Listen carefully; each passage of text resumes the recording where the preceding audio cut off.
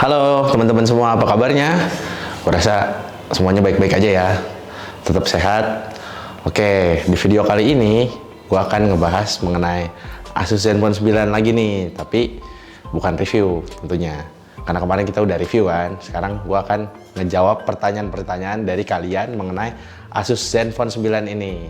Nah, pertanyaan ini kita dapat dari tim redaksi kita ya. Ini kayaknya pertanyaannya banyak nih, kayaknya dari seluruh Indonesia mungkin ya, karena banyak banget yang nanya-nanya mengenai Asus Zenfone 9. Kebetulan juga ini pertanyaannya gue pilih yang ada 7 pertanyaan nih.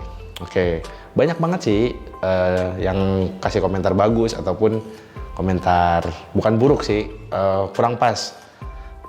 Gue story sedikit lah, cerita sedikit. Mungkin setelah gue nge-review kemarin dan juga seperti sesuai yang gue bilang review kemarin, ketika HP ini, kalau orang yang suka HP ini, suka HP compact, kemungkinan besar bakalan suka banget sama HP ini.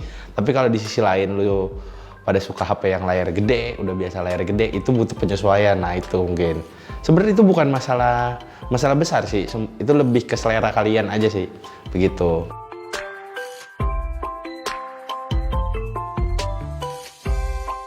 Oke, lanjut aja nih ke pertanyaan yang pertama.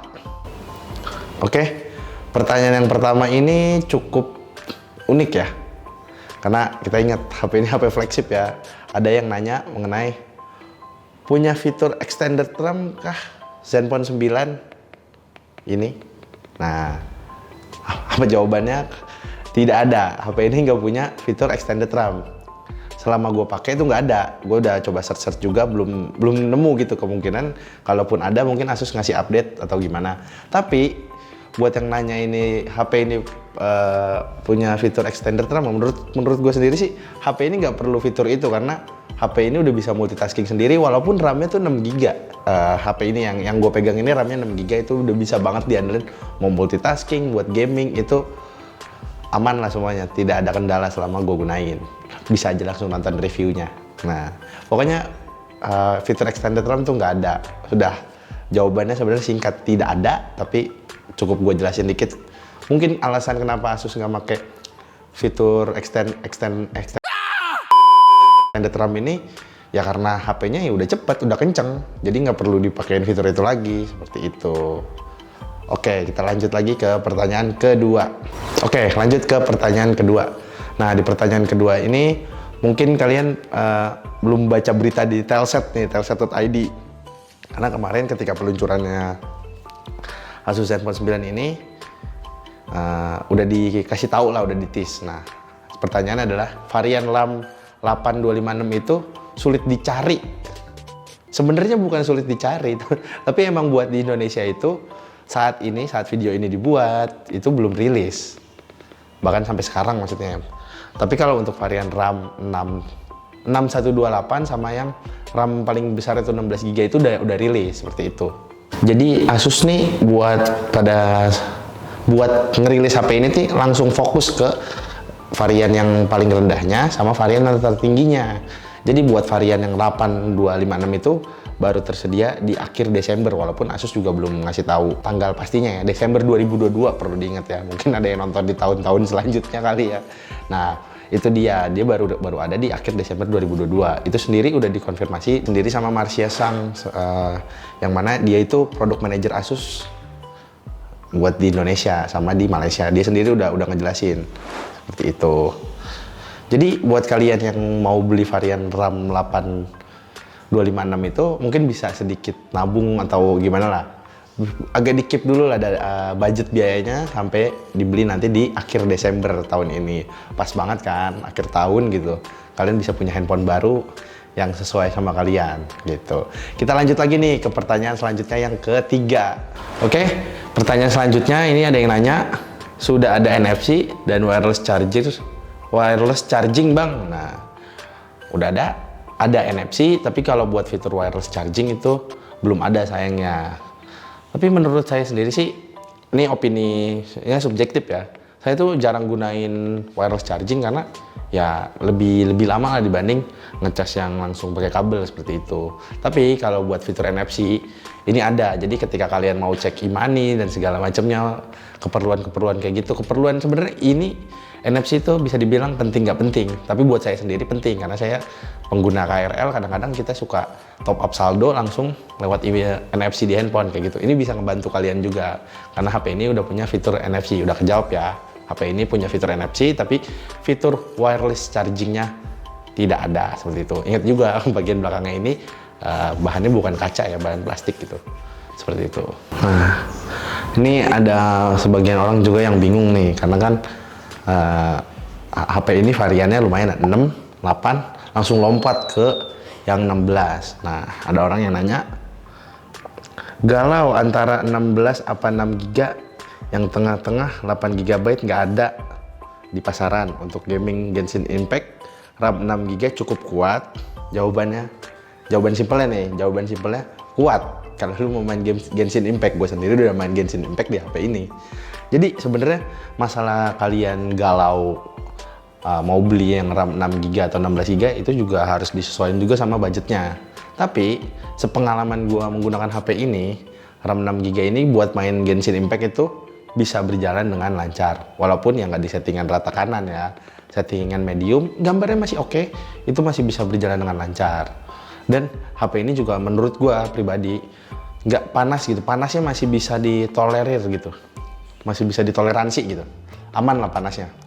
Nggak sampai kayak setrikaan. Terlebih lagi Asus juga udah ngasih dukungan nih, bukan dukungan fitur atau gimana ya, dalam paket pembelian Asus udah ngasih aksesoris tambahan yang bisa ngebantu kalian supaya HP-nya lebih nggak panas lagi. Apa itu? Ada casing ini bahannya plastik ya nih. Nah, ini bisa ngebantu juga supaya HP-nya nggak panas ketika main game-game berat kayak Genshin Impact gitu. Dengan RAM 6 GB HP ini udah cukup aja. Bukan cukup aja sih, cukup banget malah. Jadi udah terjawab ya case-nya ya. Kalau kalian mau beli handphone mana, kalau mau beli yang 6 GB gitu budget pas-pasan mentok, HP ini masih cukup buat main Genshin Impact. Tapi kalau misalnya yang sampai kalian punya budget lebih gitu, budgetnya berlimpah banyak, nggak usah segen-segen langsung beli yang 16 GB. Karena udah pasti 6 GB aja udah oke, apalagi yang 16 GB gitu kan. Overpower mungkin ya. Seperti itu. Lanjut lagi ke pertanyaan selanjutnya. Ada yang bisa jelasin 2 tahun kudu upgrade software, apakah disuruh upgrade ke counter atau cuman upgrade versi Android doang? Terus kalau di upgrade gimana? Mohon penjelasannya bang.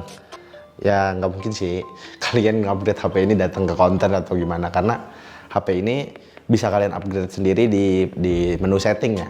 Upgrade maksudnya upgrade software ke Android versi selanjutnya ini kan kalau nggak salah Android 12 ya. Nanti buat upgrade ke Android 13, 14 itu kalian bisa upgrade sendiri langsung dari menu setting. Nah, kan tadi dia nanya nih, ada yang bisa jelasin 2 tahun kudu upgrade software. Nah, maksudnya kudu kan dia bilang kudu upgrade software. Nah, maksudnya HP ini bisa di-upgrade sampai 2 tahun ke depan. Yang mana 2 tahun ke depan itu ya Android versi 14 seperti itu. Terus juga kalian nggak perlu ribet-ribet datang ke counter, udah tinggal langsung aja di di menu setting biasanya ada informasi lain, ada notifikasi, udah bisa nih, udah tersedia upgrade software ke versi Android yang terbaru seperti itu. Jadi simple lah, udah kejawab ya pertanyaannya. Oke, lanjut lagi ke pertanyaan selanjutnya. Pertanyaan selanjutnya nih, tombol powernya bisa dijadiin trigger touch buat gaming nggak kayak ROG? Jawabannya nggak bisa. Tapi tombol touch ini seperti yang saya udah bilang di review bisa ngebantu kalian buat buka notifikasi atau pokoknya bisa lihat notifikasi lah langsung kayak begini, kayak gitu. Nah, tapi perlu diingat lagi nih, kan ini mungkin masih agak berhubungan juga sama ROG karena HP ini udah ada fitur ke game gini kayak ROG. Jadi kalian ketika lagi main game tuh bisa ngelihat suhu dan segala macam, bisa ngatur performa setting HP-nya lah, mode-nya kan bisa, maksudnya gaming mode bisa dimaksimalin seperti itu. Yang mana itu sama fiturnya kayak ROG kayak gitu. Jadi ya walaupun nggak bisa kayak gini-gini, tapi fitur ROG yang game gini itu bisa ngebantu kalian lah. Seperti itu. Udah terjawab ya. Oke, lanjut aja nih ke pertanyaan terakhir. Ini yang bener aja jaminan update software-nya cuma 2 tahun ya, sayang banget. Oke. Mungkin jaminan upgrade software ini menurut kalian cuma 2 tahun sampai tahun 2024 berarti 2022, 2023, 2024. Tapi perlu diingat juga upgrade software ke sini, walaupun dia nggak yang terbaru, tapi selama gua menggunakan HP ini, bahkan dengan versi Android 12, ini tuh HP-nya terasa enteng gitu. Jadi nggak usah khawatir atau gimana-gimana. Memang sih, mungkin di flagship lain ngasih jangka waktu yang lebih panjang gitu, durability sistem operasinya. Tapi perlu diingat juga HP ini kan tadi saya bilang, sistem operasinya tuh enteng, bahkan kayak Google Stock gitu. Jadi satset deh kalian, nggak usah takut lagi ada ngelek atau gimana. Karena bahkan nih aplikasi-aplikasi bawaan kayak kamera dan segala macamnya, kayak message itu tuh udah bawaan dari Google semua di sini. Oke, itu dia pertanyaan-pertanyanyaan dari kalian yang dikirim ke redaksi kami, redaksi telset.id. Mungkin itu bisa ngebantu kalian menjawab pertanyaan-pertanyaan kalian lah mengenai Asus Zenfone 9 ini gimana. Semoga jawaban dari gue ini bisa ngebantu kalian. Jadi udah bisa ngejawab lah. Dan bisa kalian bisa semakin ini kayak ngambil keputusan lah buat beli handphone ini gimana. Seperti itu. Kayak tadi tuh mungkin ada tadi tuh yang nanya, HP ini RAM 8 256-nya belum ada ya di marketplace. Nah, mengenai info yang tadi tuh udah ada di telset.id. Jadi kalian nggak perlu ragu-ragu lagi, langsung buka Telset aja gitu. Nah, terima kasih yang udah nonton video. Terima kasih juga buat kalian yang udah beri pertanyaan. Gue Yeski dari Telset. Pamit. Bye-bye.